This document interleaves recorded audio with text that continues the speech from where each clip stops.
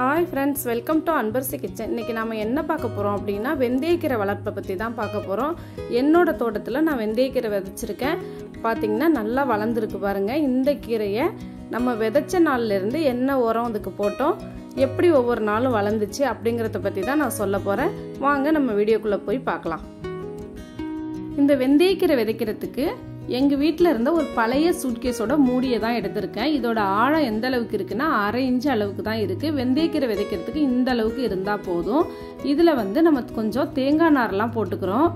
இந்த தேங்காய் நம்ம வீட்டுக்காக யூஸ் பண்ற தேங்காயோட நார்கள்லாம் சேர்த்து வச்சிருந்தா அதை கட் பண்ணி தான் போட்டிருக்கேன். எங்க வீட்டுல தென்னை மரம் இருக்கிறதுனால நாங்க மட்டையோட தான் தேங்காய் உரிப்போம். 2 தேங்காயோட நாரை தான் இதுக்கு நான் யூஸ் பண்ணியிருக்கேன். பாருங்க, தேங்காய் நாரை இதுல ஃபுல்லா இப்படி போட்டுட்டு இது மேல நம்ம தோட்டத்து மண்ணு 2 கைப்பிடி எடுத்து போட்டுக்க போறோம். இத போல எல்லா இடத்துக்கும் படுற மாதிரி நம்ம மண்ணு தூவிட்டோம். வெந்தயத்தை ஒரு நைட் ஃபுல்லா ஊற வச்சிருக்கோம். பாருங்க, அது லேசா முளைச்சு கூட வந்திருக்கு.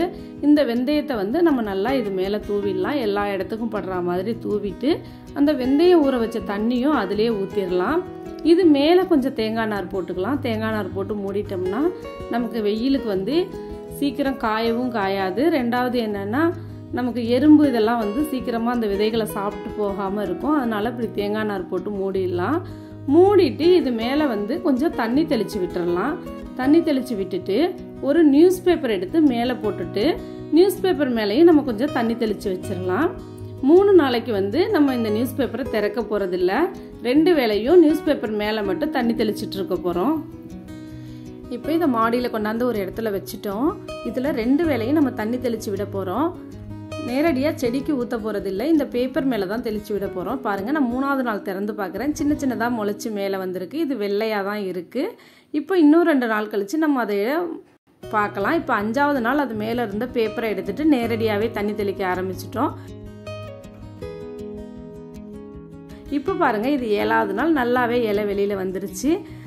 இப்போ இலைகள் வெளியில வர ஆரம்பிச்சிட்டதுனால நம்ம இனிமே மூடி வச்சு தண்ணி தெளிக்க வேண்டாம், அப்படியே டைரக்டாவே தெளிக்கலாம். நான் யூஸ் பண்ணியிருக்கிறது சூட்கேஸோட மூடிங்கிறதுனால அதில் நான் எந்த ஓட்டையும் போடலை. அதனால கொஞ்சமா தண்ணி தெளிச்சு விட்டுட்டு இருக்கேன். ஏன்னா தேங்காய் நாருக்கு எவ்வளோ தண்ணி இழுத்து வச்சுக்க முடியுமோ அந்த அளவுக்கு தெளிச்சா போதும், நிறைய தெளிக்க வேண்டியதில்லை.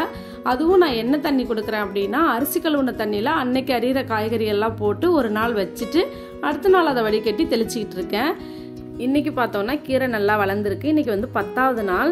ஆனால் இது இன்னைக்கு மழை வந்துடுச்சுங்க. இது மே மாதம் வெயில் காலம், மழை வராதுன்னு அலட்சியமாக இருந்துட்டேன். நல்லா மழை வெந்தயக்கீரையெல்லாம் தண்ணி நின்று போயிடுச்சு.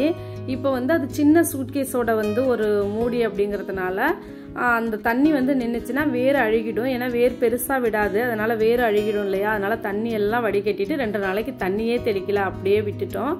அதுக்கப்புறம் நம்ம அந்த காய்கறி கழிவெல்லாம் ஊற வச்சு அரிசி கழுவுன தண்ணியில் வச்சுருக்கோம்னு சொன்னோம் இல்லையா, அதை தெளிச்சுக்கிட்டே இருந்தோம். இப்போ 15-16 நாள் ஆகிட்டு கீரை நல்லா வளர்ந்துருச்சு.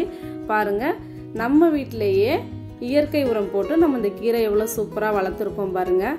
பார்க்குறதுக்கு எவ்வளோ அழகாக பசுமையாக இருக்குது பாருங்கள்.